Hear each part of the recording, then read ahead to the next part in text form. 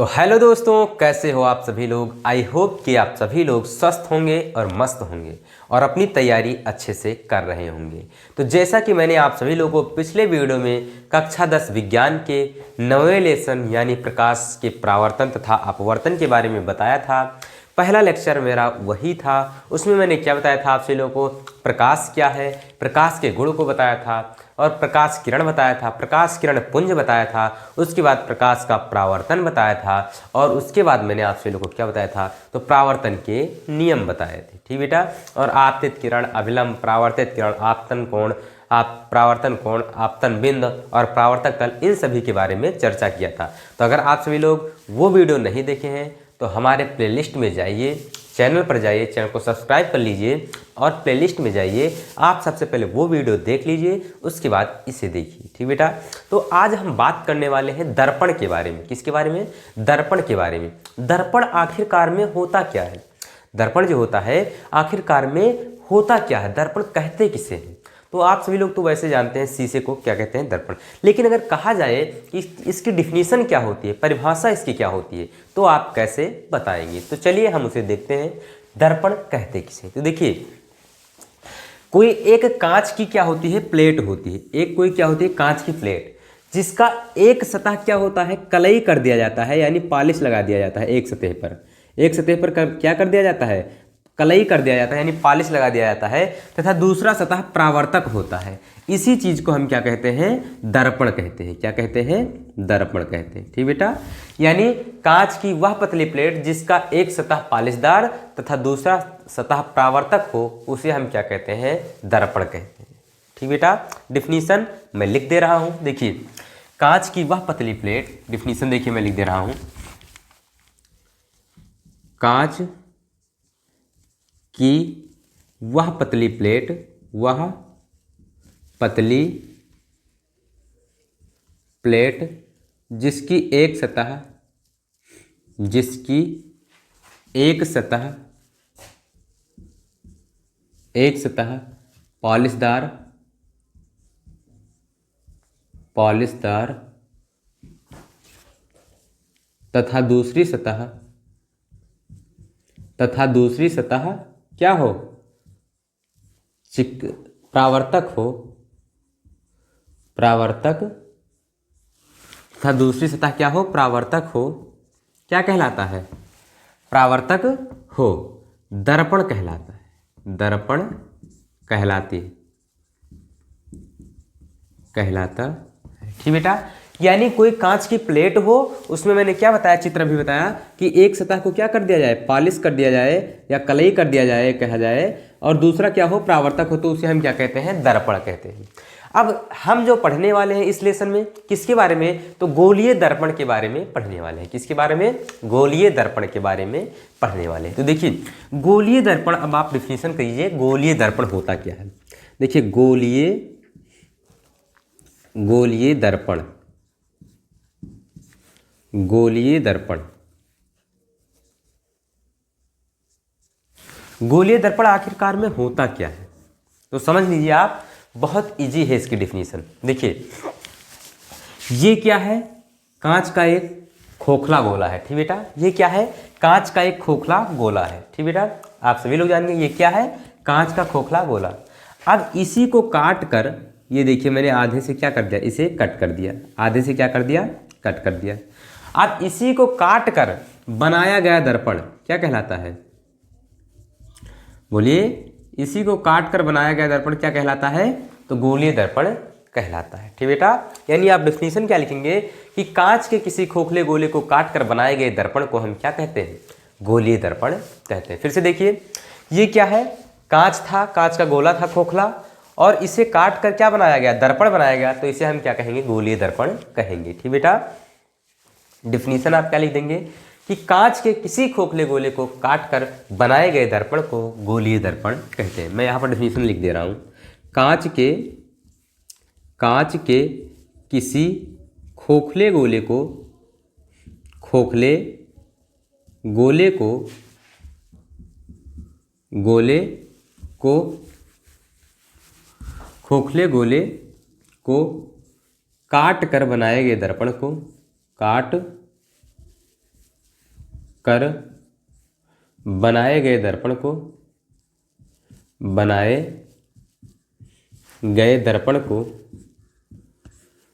दर्पण को गोलीय दर्पण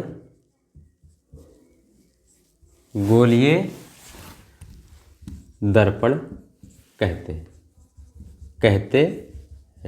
ठीक बेटा, ये हो गए गोलीय दर्पण की डिफिनीशन। क्या है कि ये कोई कांच का गोला है, मैंने अभी बताया आप सभी लोगों को, और इसको क्या कर दिया गया है, कट कर दिया गया है। क्या कर दिया गया है, कट कर दिया गया है, कट कर दिया गया है। ठीक बेटा, देखिए ये कोई कांच का गोला है, इसे मैंने क्या कर दिया, आधा कट कर दिया। अब ये जो क्या बना, आपकी आकृति बनी, इस पर क्या कर दे, एक सतह कलई कर दे और दूसरा परावर्तक रहे, तो इस दर्पण को हम क्या कहेंगे, गोलीय दर्पण कहेंगे। ठीक बेटा, तो ये हो गए गोलीय दर्पण की डेफिनेशन। अब ये कितने प्रकार के होते हैं, तो दो प्रकार के मुख्य रूप से आपको जो पढ़ना है इस क्लास में, तो ये निम्नलिखित दो प्रकार से होते हैं। ये निम्न दो प्रकार से होते हैं। पहला क्या है, तो मैं पहला आप सभी को बता दूं, उत्तल दर्पण। क्या है, उत्तल दर्पण।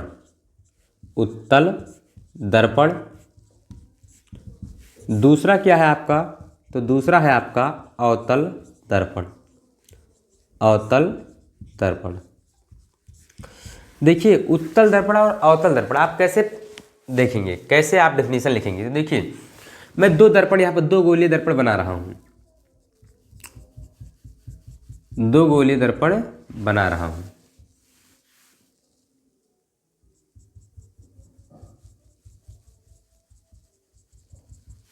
अब आप सभी लोगों को मैंने बताया है कि परावर्तक तल क्या होता है और पॉलिशदार या कलई वाला सतह क्या कौन सा होता है। तो जो ये डैश डैश लगा हुआ है, ये क्या है, कलई वाली सतह है, और जो बाहर चिकना है वो क्या है, परावर्तक सतह है। ये क्या है, परावर्तक सतह, और ये क्या है, कलई वाली सतह। तो वह गोलीय दर्पण जिसका परावर्तक तल बाहर की ओर उभरा हुआ होता है, उभरा यानी उठा हुआ, उसे क्या कहते हैं, उत्तल दर्पण। देखिए ऊ से उभरा और ऊ से उत्तल।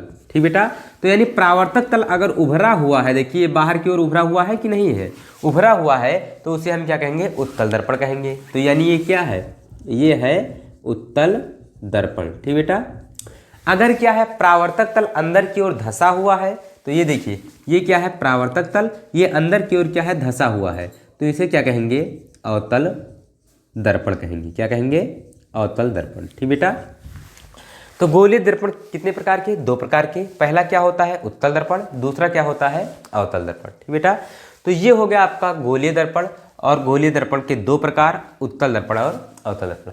अब हम बात करने वाले हैं कि गोलीय दर्पण के कुछ मुख्य परिभाषाएं हैं, उनके बारे में हम चर्चा करने वाले हैं। तो इसे आप स्क्रीनशॉट कर लीजिए, हम इसे रेज कर देते हैं।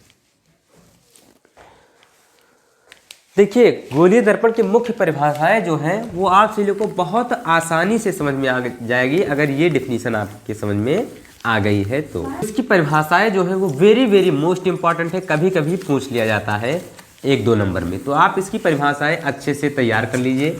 देखिए इसकी जो पहली परिभाषाएं हैं वो क्या है, वो है आपका केंद्र। क्या है, केंद्र। तो अभी जो मैंने चित्र बनाया था, देखिए जो अभी मैंने चित्र बनाया था, यहाँ से देखिए मैं पहली डिफिनीशन आपका बता दे रहा हूँ। पहला क्या है, पहला है आपका केंद्र या ध्रुव, आप कहें पहले क्या है, ध्रुव है। क्या है, ध्रुव, दर्पण का ध्रुव। अब देखिए ध्रुव होता क्या है, समझिएगा। ये क्या है, मैंने आप सभी लोग को अभी बताया कि ये क्या है, एक दर्पण है। क्या है, एक दर्पण। और दर्पण में मैंने कितने सतह बताए, 2 सतह। कितने, 2। ये क्या है, एक दर्पण है, और दर्पण में 2 सतह, एक क्या होता है, पॉलिशदार सतह, और एक क्या होता है, तो आपका एक होता है आपका, देखिए ये मान लीजिए एम कोई दर्पण है, एक परावर्तक सतह और एक पॉलिशदार सतह। अब देखिए परावर्तक सतह आप जानते हैं, बाहर वाले को कहते हैं परावर्तक सतह, अंदर वाले को कहते हैं क्या, पॉलिशदार सतह। यानी जिस पर क्या है, डैश डैश लगा हुआ वो पॉलिशदार सतह, और जो सिंपल सा है उसे क्या कहते हैं, परावर्तक सतह। तो परावर्तक सतह के मध्य बिंदु को, यानी आप कह सकते हैं परावर्तक तल के मध्य बिंदु को दर्पण का ध्रुव कहते हैं। इसे किससे प्रदर्शित करते हैं, P से प्रदर्शित करते हैं। किससे प्रदर्शित करते हैं, P से। तो वही चीज़ मैं लिख दे रहा हूँ यहाँ पर, देखिए डिफिनीशन कि परावर्तक तल के मध्य बिंदु को, परावर्तक तल के मध्य बिंदु को दर्पण का ध्रुव कहते हैं। दर्पण का ध्रुव कहते हैं। ध्रुव कहते हैं। इसे P से प्रदर्शित करते हैं। P से प्रदर्शित करते हैं। ठीक बेटा, ये हो गया आपके दर्पण के ध्रुव की परिभाषा। जैसे यहाँ पर देखिए एक बना दे रहा हूँ मैं अवतल दर्पण, ये अवतल दर्पण हो गया। तो इसका जो ये बिंदु है इसे हम क्या कहेंगे? P कहेंगे। क्या कहेंगे? P कहेंगे। ठीक बेटा, अब देखिए दूसरा नंबर जो आता है वो आता है वक्रता केंद्र। क्या आता है?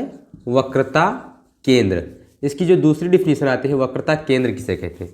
तो देखिए अभी मैंने जब गोलीय दर्पण की डिफिनीशन बताया था तो क्या बताया था कि ये जो गोलीय दर्पण है ये किसी क्या है? खोखले गोले का भाग है। क्या है? किसी खोखले गोले का भाग है। आप यहाँ पर कल्पना कीजिए ये इस खोखले गोले का भाग है। ठीक बेटा, तो इस गोले का जो केंद्र होगा, ये केंद्र है मान लीजिए, तो इस गोले का केंद्र इसका क्या कहलाएगा? वक्रता केंद्र कहलाएगा। और इसे हम किससे प्रदर्शित करेंगे? C से प्रदर्शित करेंगे। डिफिनीशन आप क्या लिखेंगे? तो देखिए गोलीय दर्पण कांच के जिस खोखले का गोले का भाग होता है, ये गोलीय दर्पण है, ये इस खोखले गोले का भाग है। तो गोलीय दर्पण कांच के जिस खोखले गोले का भाग होता है उसका केंद्र दर्पण का वक्रता केंद्र कहलाता है। फिर से एक बार, ये क्या है? गोलीय दर्पण है और ये क्या है? एक कांच के खोखले गोले का भाग है। तो इस खोखले गोले का केंद्र जो होगा वही क्या कहलाएगा? दर्पण का वक्रता केंद्र कहलाएगा। इसे किससे प्रदर्शित करते हैं? तो C से प्रदर्शित करते हैं। किससे? C से। तो डिफिनीशन मैं यहाँ पर लिख दे रहा हूँ। देखिए गोलीय दर्पण कांच के जिस खोखले गोले का भाग होता है, कांच के जिस खोखले गोले का भाग होता है, खोखले गोले का भाग होता है, खोखले गोले का भाग होता है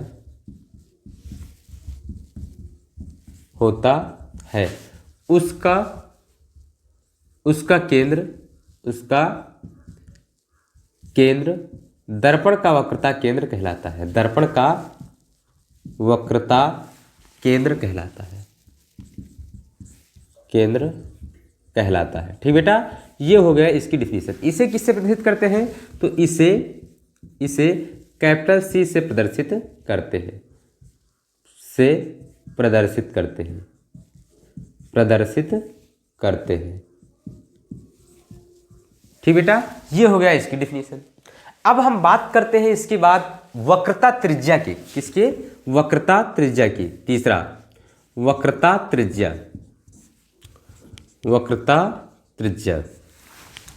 तो देखिए वक्रता त्रिज्या किसे कहते हैं? बिल्कुल सिंपल सा डिफिनीशन है, कोई भी डिफिनीशन आप लिख सकते हैं। देखिए पहली तो ये हो गई कि दर्पण के ध्रुव तथा वक्रता केंद्र C के बीच की दूरी को क्या कहते हैं? दर्पण की वक्रता त्रिज्या कहते हैं। दूसरा आप इस प्रकार से लिखते हैं कि गोलीय दर्पण कांच के जिस खोखले गोले का भाग होता है उसकी त्रिज्या दर्पण की वक्रता त्रिज्या कहलाती है। तो ये थोड़ा लंबा हो जाएगा। आप पहले लिखिए कि दर्पण के ध्रुव P तथा वक्रता केंद्र C के बीच की दूरी को क्या कहते हैं? दर्पण की वक्रता त्रिज्या कहते हैं। लिख दे रहा हूं मैं। देखिए दर्पण के ध्रुव P तथा वक्रता केंद्र C के बीच की दूरी को दर्पण की वक्रता त्रिज्या कहते हैं। दर्पण की वक्रता त्रिज्या कहते हैं। ठीक बेटा, इसे प्रदर्शित किससे कहते हैं? तो इसे जो है कैपिटल R से प्रदर्शित करते हैं। यहाँ से यहाँ के बीच की दूरी को क्या कहते हैं? कैपिटल R से प्रदर्शित करते हैं। इसे कैपिटल R से प्रदर्शित करते हैं। प्रदर्शित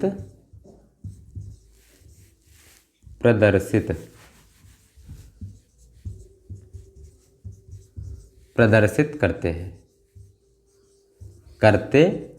ठीक बेटा, ये हो गया आपकी डिफिनीशन। अब हम बात करते हैं, इसे आप स्क्रीनशॉट कीजिए, हम आगे की डिफिनीशन की बात करते हैं। ठीक बेटा, तो चलिए हम आगे बात करते हैं। आपका जो है मुख्य फोकस क्या है, मुख्य फोकस। चौथी डिफिनीशन जो आपकी है वो क्या है, मुख्य फोकस। देखिए मुख्य फोकस जो है वेरी वेरी मोस्ट इंपॉर्टेंट है और बहुत आसान है। अगर आप अच्छे से पढ़ेंगे तो आपके समझ में आ जाएगा। ठीक बेटा, तो देखिए मुख्य फोकस क्या है, जैसे मैं बता दे रहा हूं। देखिए उत्तल लेंस, उत्तल दर्पण क्या करता है, प्रकाश को क्या कर देता है, फैला देता है, और अवतल दर्पण क्या करता है, बटोर देता है। तो देखिए यहाँ पर ये क्या है, उत्तल दर्पण। और एक डिफिनीशन देखिए, मुख्य अक्ष आपकी छोड़ रही है, मुख्य अक्ष। मुख्य अक्ष क्या है, तो देखिए ये जो वक्रता केंद्र सी है और ध्रुव P है, इसको मिलाने वाली जो रेखा है इसी को हम क्या कहते हैं, मुख्य अक्ष कहते हैं। यहाँ पर मैं लिख दे रहा हूँ, वक्रता केंद्र,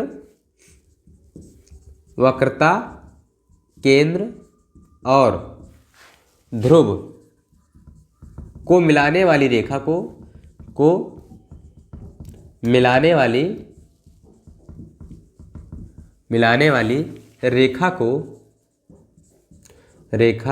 को मुख्य अक्ष दर्पण का मुख्य अक्ष कहते हैं, दर्पण का मुख्य अक्ष कहते हैं, मुख्य अक्ष कहते हैं। ठीक बेटा, यानी इसे क्या है, पीसी क्या है, मुख्य अक्ष है, पीसी क्या है, मुख्य अक्ष है। ठीक बेटा, ये हो गया आपकी डिफिनीशन।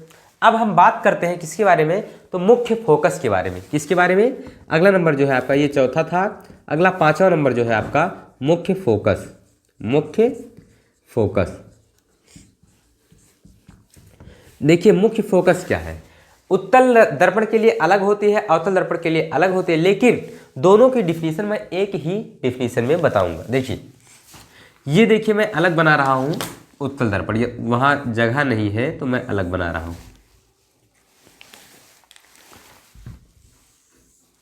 ये उत्तल दर्पण है, ये मुख्य अक्ष है। ठीक बेटा, अब ये मुख्य अक्ष के समांतर कोई प्रकाश की किरण आ रही है, देखिए मुख्य अक्ष के समांतर आ रही है। अब ये जब टकराएगी तो ये वापस लौट जाएगी। अब देखिए वापस लौटेगी तो अगर हम इसे पीछे मिलाएं तो ये कहाँ पर मिलेगी, एक बिंदु पर मिलेंगी।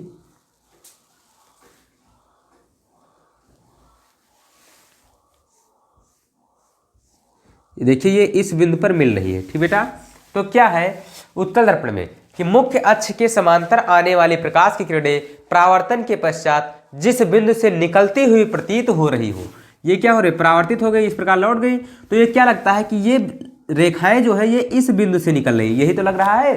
तो क्या हो जाएगा कि उत्तल दर्पण में कि मुख्य अक्ष के समांतर आने वाली प्रकाश की किरणें परावर्तन के पश्चात जिस बिंदु से निकलती हुई प्रतीत होती है उसे हम क्या कहते हैं, तो दर्पण का मुख्य फोकस कहते हैं। ये उत्तल दर्पण के लिए। अवतल दर्पण के लिए क्या हो जाएगा, देखिए ये मुख्य अक्ष के समांतर आ रही है प्रकाश की किरणें, मुख्य अक्ष के समांतर आ रही हैं, और इनका जब परावर्तन होगा तो ये क्या हो जाएंगी, मुड़ जाएंगी, और इन्होंने इस बिंदु पर काट दिया, तो इस बिंदु को हम क्या कहेंगे, मुख्य फोकस कहेंगे। क्या कहेंगे, मुख्य फोकस। तो देखिए इसका डिफिनीशन क्या हो जाएगा, तो मुख्य अक्ष के समांतर आने वाली प्रकाश की किरणें परावर्तन के पश्चात मुख्य अक्ष के जिस बिंदु पर मिलती है उसी को हम क्या कहते हैं, दर्पण का यानी अवतल दर्पण का मुख्य फोकस कहते हैं। अब दोनों की डिफिनीशन हम कैसे लिखेंगे एक साथ, तो देखिए क्या हो जाएगा, उत्तल दर्पण है ये अवतल दर्पण।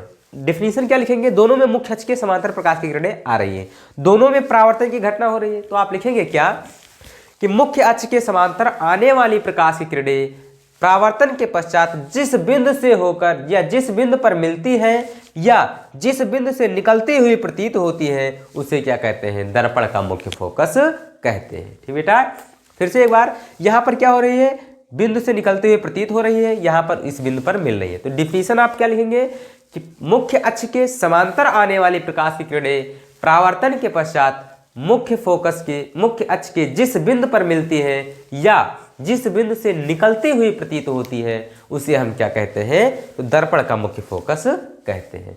Very very most important definition है, आपको अच्छे से तैयार कर लेना है। तो चलिए इसे हम लिख देते हैं ये कई बार पूछा भी गया है, तो आप अच्छे से इसे तैयार कर लीजिएगा। तो देखिए मैं बता रहा हूं कि दर्पण के मुख्य अक्ष के, दर्पण के मुख्य अक्ष के समांतर, मुख्य अक्ष के समांतर समांतर आने वाली प्रकाश की किरणें, आने वाली प्रकाश की किरणें, आने वाली प्रकाश की किरणें परावर्तन के पश्चात, परावर्तन के पश्चात, परावर्तन के पश्चात मुख्य अक्ष, मुख्य अक्ष के जिस बिंदु पर, जिस बिंदु पर, बिंदु पर मिलती है, मिलती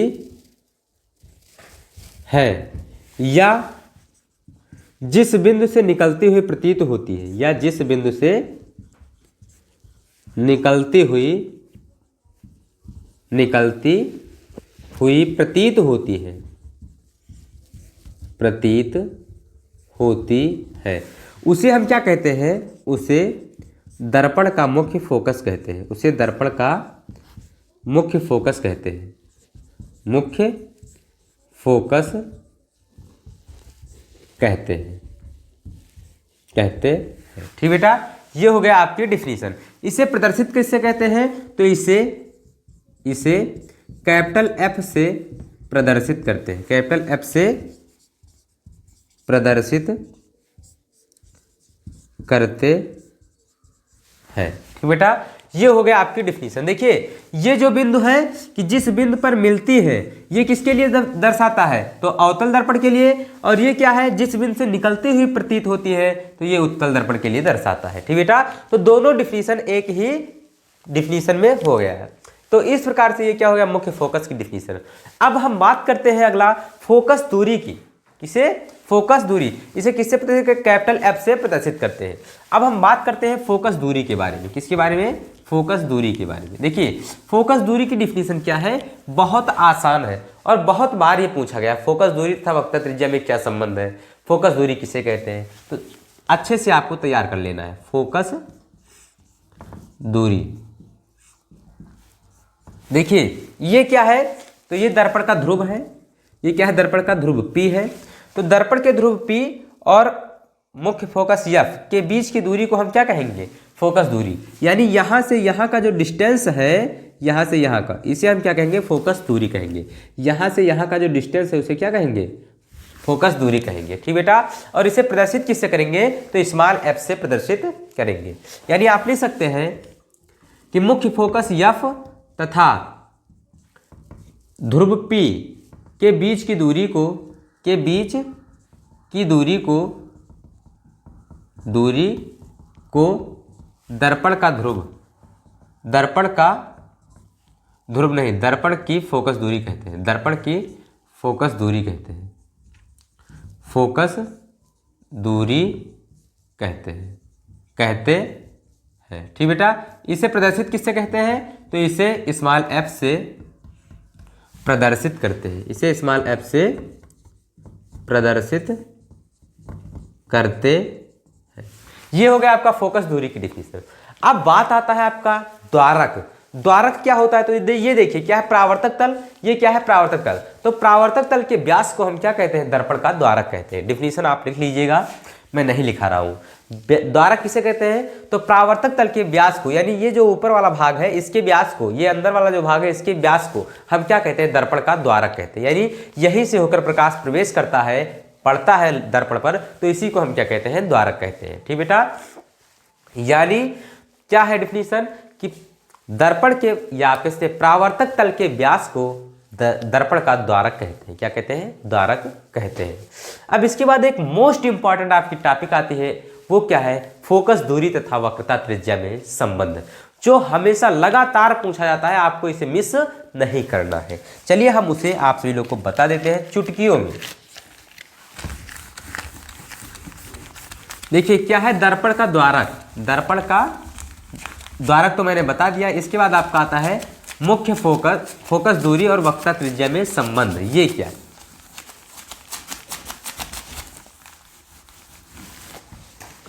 देखिए ये क्या है, यहां से यहां के बीच की दूरी को वक्रता त्रिज्या कहते हैं, यहां से यहां के बीच की दूरी को क्या कहते हैं? फोकस दूरी कहते हैं। तो लिख लीजिए फोकस, हेडिंग आपका क्या है? फोकस दूरी, फोकस दूरी तथा वक्रता त्रिज्या में संबंध, तथा वक्रता त्रिज्या में संबंध। संबंध क्या हो जाएगा? तो फोकस दूरी जो होती है वो क्या होती है? वक्रता त्रिज्या के आधी होती है। तो यहां पर लिख लीजिए फोकस दूरी, फोकस दूरी वक्रता त्रिज्या के, वक्रता त्रिज्या के आधी होती है, आधी होती है।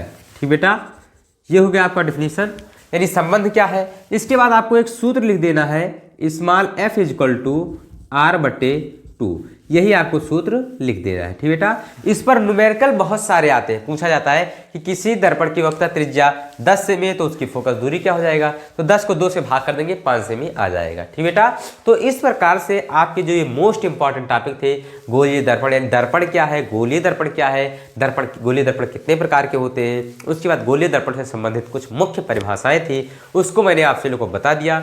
अब हम नेक्स्ट वीडियो में मजेदार टॉपिक के साथ मिलते हैं। तब तक के लिए जय हिंद, love you, bye bye, take care.